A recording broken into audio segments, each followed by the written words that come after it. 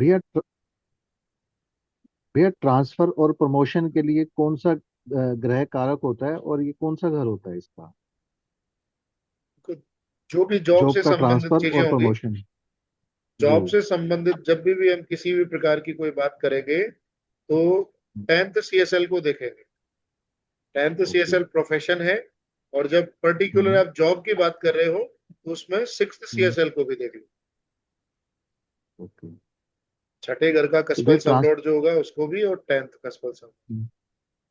ठीक है। तो भैया ट्रांसफर को हम किससे देखेंगे, 10th से या 6th से?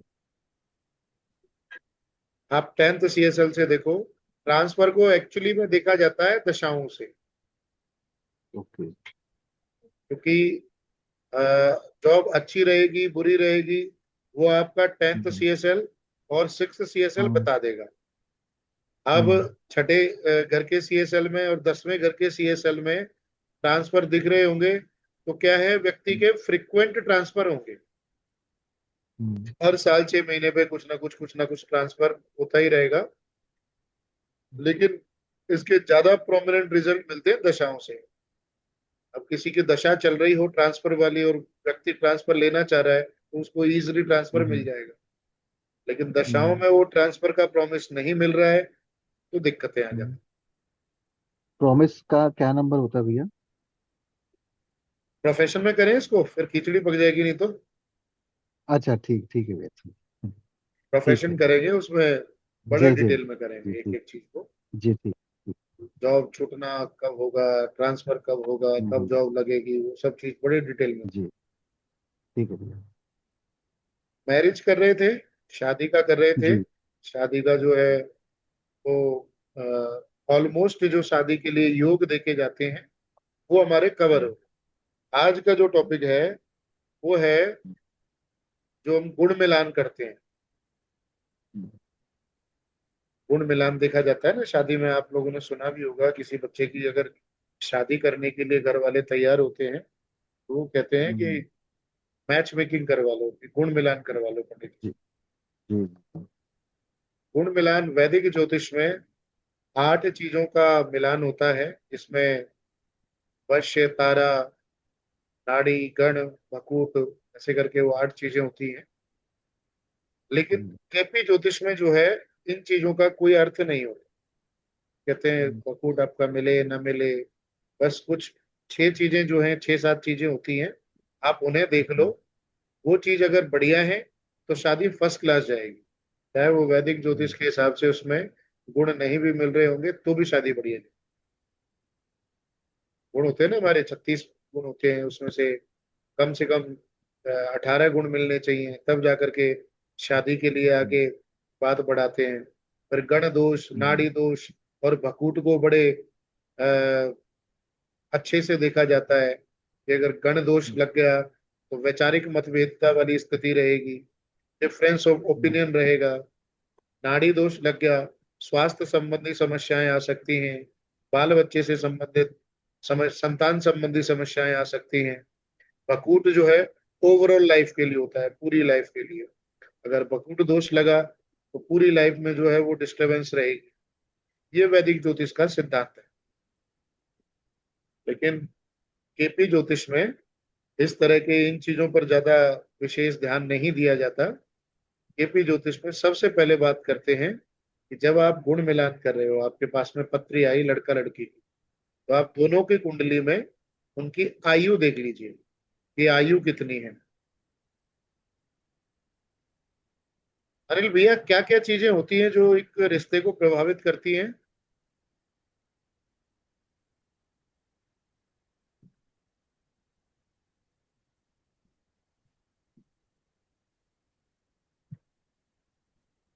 अर्जुन,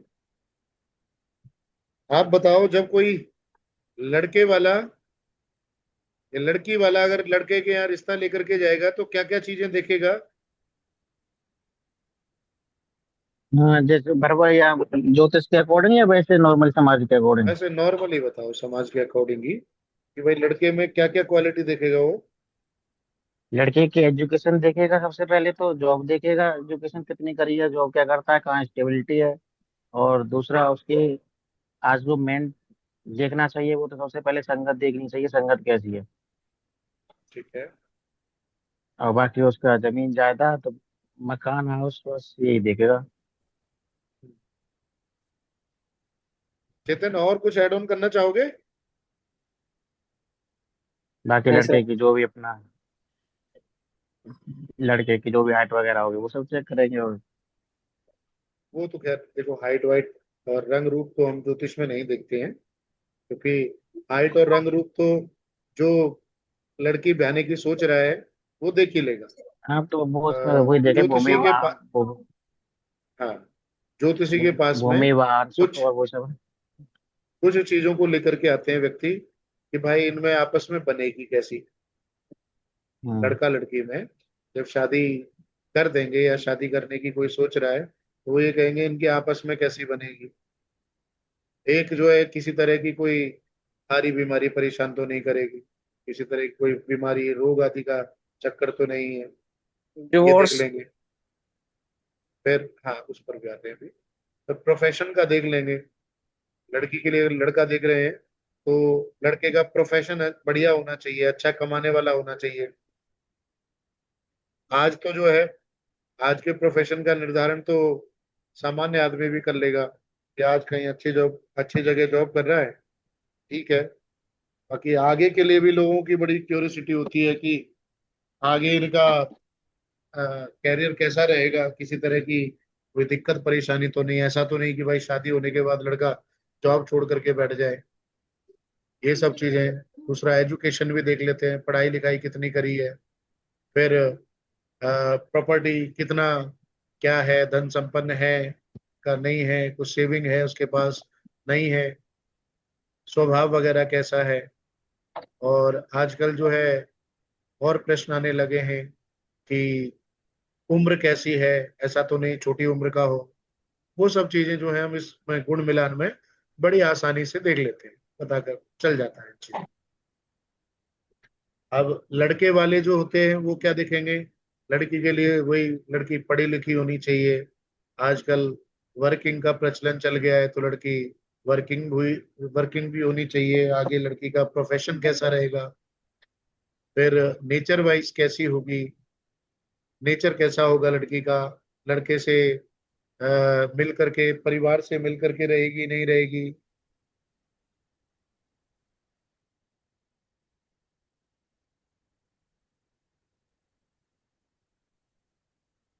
तो और एक चीज आजकल जो है वो शादी के बाद में संतान संबंधी समस्याएं कई बार आ जाती हैं, तो उन चीजों का भी देख लेना जरूरी है कि आगे जाकर के किसी तरह से कोई संतान संबंधी समस्या तो नहीं दिख रही है। इसके लिए कुंडली देखी जाती है, और कुंडली में ये चीजें बड़ी स्पष्टता से पता चल जाती है। लेकिन इसमें कंडीशन ये है कि दोनों बच्चों का टाइम एक्यूरेट होना चाहिए। ऐसा नहीं हो कि पेरेंट्स आए दिखाने के लिए और उन्हें टाइम का ही कंफर्म नहीं है। बच्चे का जन्म हुआ जी, फला फला दिन हुआ, सुबह 9 बजे से 11 बजे के बीच में हुआ, वहां थोड़ी सी जो है इन चीजों को बारीकी से पकड़ने में दिक्कत हो जाती है। बाकी अंदाजा लग जाता है, लेकिन बारीकी से पकड़ने की बात करते हैं तो उसमें एक्यूरेट टाइम वो बहुत जरूरी होता है। सबसे पहले बात करते हैं हम आयु की। किसी भी चार्ट को देख करके कैसे पता लगाएंगे कि इस व्यक्ति की आयु कितनी होगी। नोट्स बना लेना कि ये जो है, जब एज कैलकुलेट करने की बात आएगी तो चाहे आप गुण मिलान में कर रहे हैं, चाहे जो है किसी का इंडिविजुअल चार्ट देख करके कर रहे हैं, फॉर्मूला उसमें सेम रहेगा।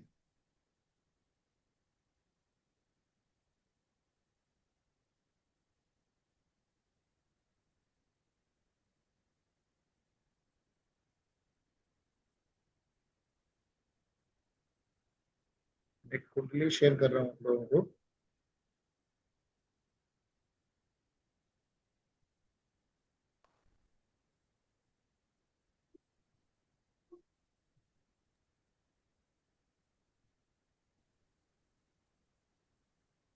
स्क्रीन विजिबल है आप लोगों को? हाँ जी जी। भैया। तो जब हम एज की बात करेंगे, एज के लिए हमें सबसे पहले देखना है first cuspal sublord. First cuspal sublord ही हमें एज के बारे में बताएगा। फर्स्ट हाउस का जो कस्पल सबलॉर्ड है, देखा है इसमें सॉफ्टवेयर में कि पहला घर ये है, इसका कस्पल सबलॉर्ड बना। चेतन, कौन बनेगा कस्पल सबलॉर्ड? मरकरी। बुध। मरकरी। तो मरकरी की जो है स्क्रिप्ट देख लेंगे। एज के लिए जो पॉजिटिव नंबर होते हैं ना, जो एज बढ़ाने का काम करते हैं, वो नंबर्स होते हैं 1, 5, 9, 11।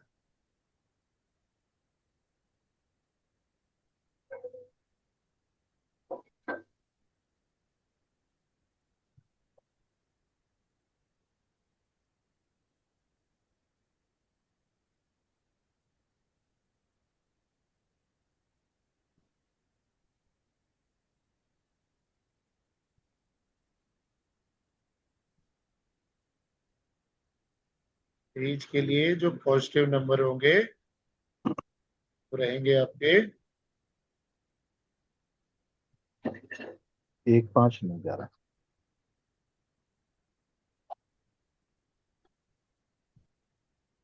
अनिल भैया, क्यों रहेंगे?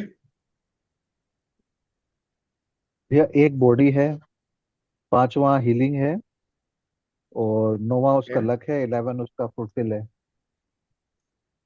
9वें को हम डिवाइन ग्रेस बोलते हैं, भगवत जी कृपा, भगवान की। जी 11th जी। जो है वो गेन है, ऑल टाइप ऑफ गेन, हम्म, हर प्रकार का लाभ। हम्म, हम्म, 11वां घर है। पहला व्यक्ति की बॉडी है, शरीर है, जी, देह तन है। 5वां हर प्रकार की बीमारियों से निदान है, क्योर है। 9वां, 9वां जो है डिवाइन ग्रेस है। और 11वां लाभ है, हर प्रकार का लाभ। तो जब ये नंबर आते हैं तो ये हम्म, पॉजिटिव नंबर होते हैं। जितने ये नंबर हम्म, आएंगे उतना ये एज बढ़ाने का काम करेंगे। इसमें जो नेगेटिव नंबर आएंगे वो रहेंगे 6, 8, 12।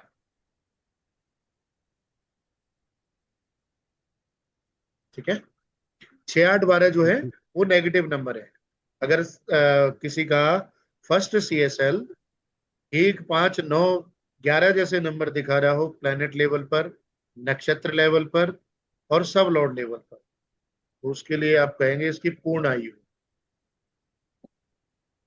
अभी के लिए आगे जो है थोड़ा सा इनमें इस रूल में भी थोड़ा मॉडिफिकेशन हो जाएगा, कुछ चीजें ऐड ऑन हो जाएंगी। तो अभी के लिए बस दिमाग में ये बिठा लीजिए, 1, 5, 9, 11 नंबर जो है पॉजिटिव है, 6, 8, 12 नंबर नेगेटिव है।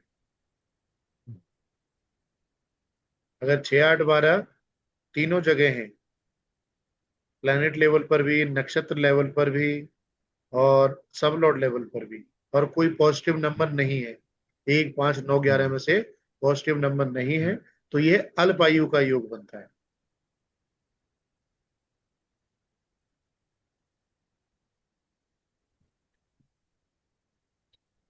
अब इसमें ये तो पॉजिटिव नेगेटिव नंबर हो गए एज के लिए। अब इसमें 2 और 7वें घर को भी लेते हैं। दूसरा और हम्म, 7वां घर जो है वो मारक हम्म। भाव कहे जाते हैं।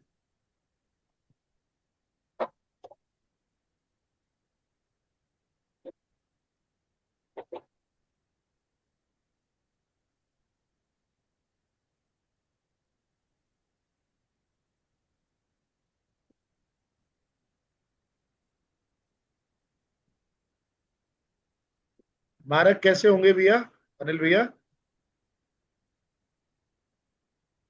भैया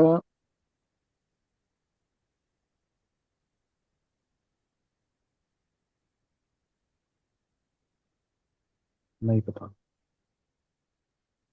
आठवां घर क्या है पता है आपको? हाँ जी, पीड़ा का। पीड़ा तो है ही है, आयु का भी हम्म, है। आयु हाँ का। जी, आयु। क्या? जी।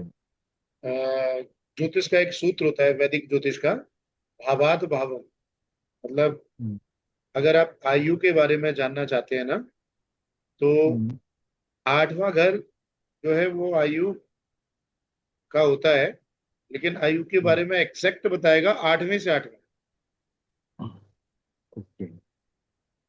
8वें से 8वां कौन सा होगा?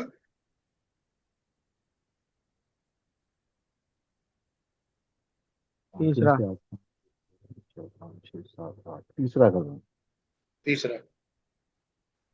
तो अगर ये आयु वाला भाव है, आठवां और तीसरा, तो हम्म। इससे जो 12वें होंगे, 8वें और तीसरे से, क्या वो आयु को हम्म। क्षीण करेंगे? हाँ जी, करेंगे। लॉस करेंगे ना। हाँ जी, करेंगे। इसी वजह से ये जो सातवां, दूसरा और सातवां घर है, ये मारक हम्म। भाव कहते हैं। ये आयु भाव है तीसरा और आठवां, तो इनके 12वें हम्म। होने के कारण दूसरा और सातवां मारक भाव बन जाते हैं।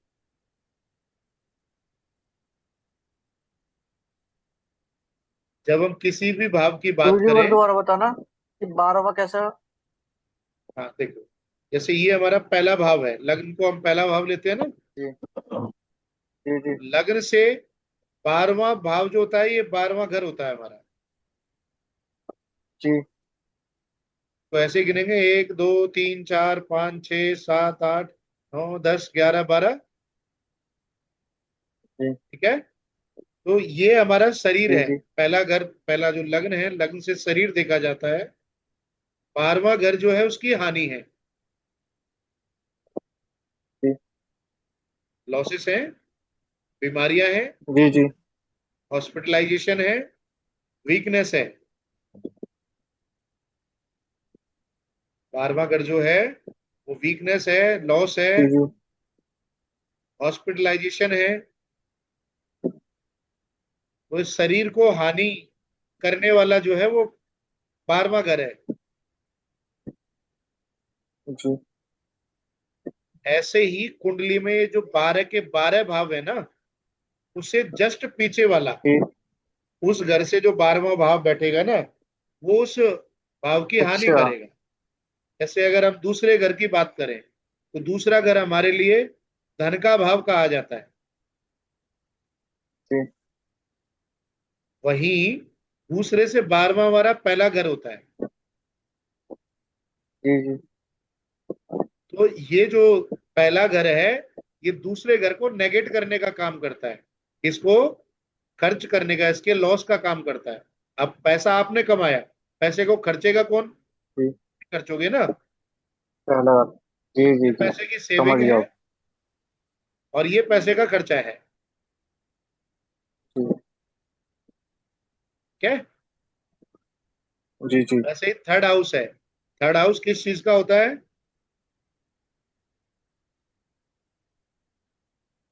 कर्म का। मेहनत का। परा, पराक्रम का। पराक्रम में पराक्रम मेहनत। पराक्रम। पराक्रम है, मेहनत है, एफर्ट है। लेकिन भाई बहन। सेकंड हाउस जो है उसका 12th हो जाएगा। इसका सेकंड, जिसका तीसरे घर में सेकंड हाउस का इन्वॉल्वमेंट होगा ना, उसके अंदर पराक्रम की कमी मिलेगी, एफर्ट्स कम रहेंगे उसकी लाइफ। क्योंकि जो दूसरा घर है वो तीसरे से 12वां पड़ता है, और ये एफर्ट्स को काटने का काम करेगा।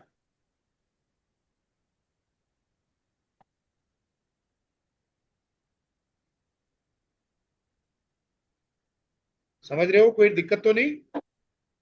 नहीं, कोई दिक्कत नहीं दिया। तो अब हर जी घर के जो है बहुत सारे एट्रीब्यूट होते हैं। तीसरे और आठवें घर के हमने जैसे अब तक बात करते आ रहे थे, आठवें घर से हर्डल्स देख रहे थे, पेन देख रहे थे, हर प्रकार की बाधाएं देख रहे थे, ऑब्स्टेकल्स को देख रहे थे। लेकिन ये आयु भाव भी कहे जाते हैं, तीसरा और आठवां जो है वो आयु भाव भी है। तो अगर ये आयु भाव है, तो इनसे जस्ट पीछे वाले जो है, दूसरा और सातवां इस आयु को काटने का काम करेगा, क्योंकि इसके लॉस है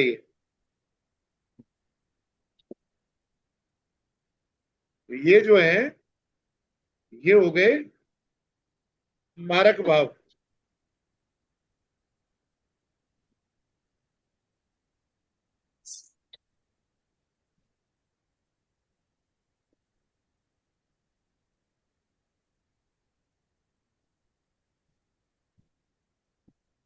समझ पा रहे हो? जी भैया। हाँ जी। तो जब बात करेंगे हम किसी की आयु की कि व्यक्ति कब तक जिएगा, तो जीता क्या है? जीता है शरीर। तो जी। शरीर से संबंधित घर से ही देखेंगे, जहां से शरीर संबंध रखता है जी first out. First house. First cuspal sublord हमें बताएगा आयु के बारे में। ये जो है आठवां घर जो है वो मृत्यु का कारण बता देता है। कुछ लोग जो है वो मृत्यु का घर बोल देते हैं आठवें को। मृत्यु का घर नहीं, ये होता है जी। आयु का घर। लेकिन मृत्यु का कारण जो है आठवें घर से पता चलता है। आप लोग ये जितना बताया है इसको थोड़ा सा गो थ्रू करना। अभी 10 मिनट में जो है वो हम दोबारा से कनेक्ट कर लेंगे। ठीक है भैया। जितना भी समझाया है पॉजिटिव और नेगेटिव नंबरों को अच्छे से जो जी। है दिमाग में बिठाना। उसके बाद में फिर आगे का जो है समझना इजी रहेगा। जी। बहुत ज्यादा बर्डन नहीं देंगे, बस जी। जितना समझ में आ जाए उतना ही बर्डन जी। देंगे आज। ठीक है भैया। ये मारक भावों को समझ लो और अपने हम्म, पॉजिटिव नेगेटिव को देख लो। फिर 10 मिनट हम्म, में दोबारा कनेक्ट करेंगे फिर आगे।